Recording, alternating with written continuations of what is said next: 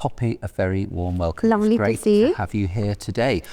You brought a really interesting selection of pieces, which I'm very looking forward to hearing. Before we move on to music, why don't we find out a little bit about you and how you got to playing the clarinet and your musical journey so far? So I think I play the clarinet. My parents suggested I play the clarinet, and I discovered subsequently it was because I talked too much. Oh. And they thought that that would be a way of making me shut up. And unfortunately, it worked the other way, because now I just play the clarinet and talk all the time, one or the other. And then I kept going through school. I decided I wanted to do it professionally when I was 12. Wow. I think much to the slight confusion of my family, none of whom are musical. Okay. And I did my undergraduate KCL and then went to the academy to do my master's degree. Great. So how long was the postgrad training? How long Just 2 years. Just 2 years. And then since then, freelancing in the big bad world. I teach at the junior department of the academy, so I've never really left. I spend still a lot of time there, which is great. Great. With an instrument like the clarinet, obviously it's very versatile. We're going to hear it today just with piano, very much a spotlight solo instrument, but, you get clarinets in orchestras, trios, all these sorts of things. Does your playing take you into all those different genres? Do you have any favourites, or do you enjoy doing all of those? I absolutely love doing concertos with orchestra because it brings different colours to the instrument, with the accompaniment being different instruments. And then I also love I run a chamber music festival, so I play a lot of chamber music works, but sometimes the intimacy of piano and clarinet is so perfect and allows the clarinet to really sing. It also allows the clarinet to act a bit more like a voice in ways that with an orchestra it doesn't necessarily, and I really enjoy that. So. Absolutely. And actually on to your reference about concertos, we first met doing that rather weird and wonderful and bonkers concerto by Malcolm Arnold. But one of the things that I was really struck by doing that piece, and obviously you played it fantastically, was the three very contrasting movements, but that they do have amazing different colours. It showed me what a versatile instrument it is, and all the different textures and sonorities that you brought to it. I think that's the best bit about that concerto, is that each movement, the first is so angry and angular, the second is reflective but quite warm and kind, and the third is completely bonkers. Just big band music, isn't it, by the end, which is great. Benny Goodman premiered it here. Really? Yeah. I did not know that. How interesting. Yeah, and what a great piece this is. And I'll pick up on your point, and we'll hear this very shortly, in that the clarinet has such a human quality to it, doesn't it? I mean, it's so expressive, and there are all those colours and the shapes of the phrases which make it a very human instrument, and more so than other orchestral instruments. So I often do a lot of transcriptions of voice, so songs, the Clara Schumann that we're going to do today. I've done transcriptions of Hildegard of Bingen, Brahms songs, Schubert, Schumann, Robert. And I think that there is something, one of the things that, I hope I can do as a clarinetist, but definitely the clarinet can do, is have so many different colours within one phrase that you're able to have inflection like the voice, which is a thing that I love particularly about my instrument. Absolutely. So first up, one of the great classical composers, and it's worth saying that composers across the centuries have written for the clarinet. It's obviously been a very popular instrument all the way through. So Brahms first up, and this is the second clarinet sonata, which was written, Brahms had actually retired and then went to a concert of Weber's first clarinet concerto played by a clarinetist called Richard Moorfeld, and was so inspired by his playing that he came out of retirement to write the trio, the quintet, and then the two sonatas. Interesting. And for people who may not be super familiar with Brahms's clarinet music, how would you describe this sonata as a whole, and how does it compare or differ similarities between the first sonata he wrote? So I think if you take them as a whole, the two sonatas, they're very late, they're opus 120, so he was quite close to the end of his life. Actually, quite a lot of composers wrote for the clarinet just before they died. Good. If you put so the first sonata has 4 movements, the second has 3. Altogether, they seem to cover every single aspect of humanity. Okay. The first seems more grief-stricken, and the second is slightly warmer and kinder, but with the odd touch of anxiety and existential dread. Okay. I think something for the listeners to look forward to. Exactly. And I think that we have lots of amazing repertoire, but there is something very special about Brahms's music, which understands I've said it already, there's a humanity and an understanding of the human condition in his later music, which I am so grateful that we benefited from his later music. Absolutely. And, you know, my small thought and contribution to it is that it's unmistakably Brahms, but there are some really advanced bits of harmony and little corners in there. There's something quite poignant about it. Yes, and it seems to encompass both love and grief and all of the things that we as humans fight in our heads every day. Absolutely, there's a lot of human emotion in there. Yeah. Great, let's have a listen. Okay.